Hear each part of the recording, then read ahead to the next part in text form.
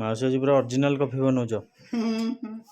ହଁ ପୁଅ ଅରିଜିନାଲ ବୋଲି ତମକୁ କେମିତି ହଉଥିବ କେଜାଣି ସେଟା ତ କହିପାରିବୁନି।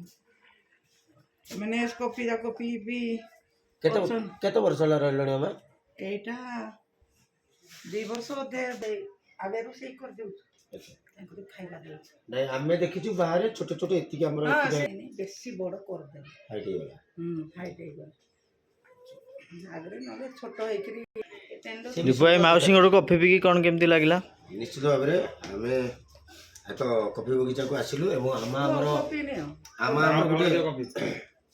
ଆମର ଗୋଟେ ପୁରା ଷ୍ଟ୍ରଙ୍ଗ କଫି ଯେଉଁଟାକି ଆମର ପିଓର ପୁରା ଯେଉଁଟା ପିଓର ଆପଣମାନେ ଦେଖିପାରୁଥିବେ। ଇଏ ହେଉଛି ମାଉସୀ ରଖିଛନ୍ତି ଟିକେ ଟିକେ ତାପରେ ତେସବି ମଧ୍ୟ ବିକ୍ରି କରୁଛନ୍ତି। ଏଠିକି ଆପଣମାନେ ଆସିଲେ ସିଧାସଳଖ ଏଠୁ ଅରିଜିନାଲ କଫି ଯେଉଁଟାକି ଫଳରୁ ସେମାନେ ଏଠି ପ୍ରଡକ୍ସନ୍ ତିଆରି କରୁଛନ୍ତି ଏବଂ ୟାକୁ ମଧ୍ୟ ସେ ଏଇ ପ୍ୟାକେଟଟି ତାଙ୍କର 280 ଟଙ୍କାରେ ଆଭେଲେବୁଲ୍ ରହୁଛି କଫି। ଆଉ ମାଉସୀ ଆମଙ୍କ ହାତରୁ ଆମେ ଗୋଟେ କଫି ପିଇଲୁ ଆଉ ପୁରା 1 ନମ୍ବର ଅଛି, ବଢ଼ିଆ ଅଛି, ପୁରା ଷ୍ଟ୍ରଙ୍ଗ କଫି ଅଛି।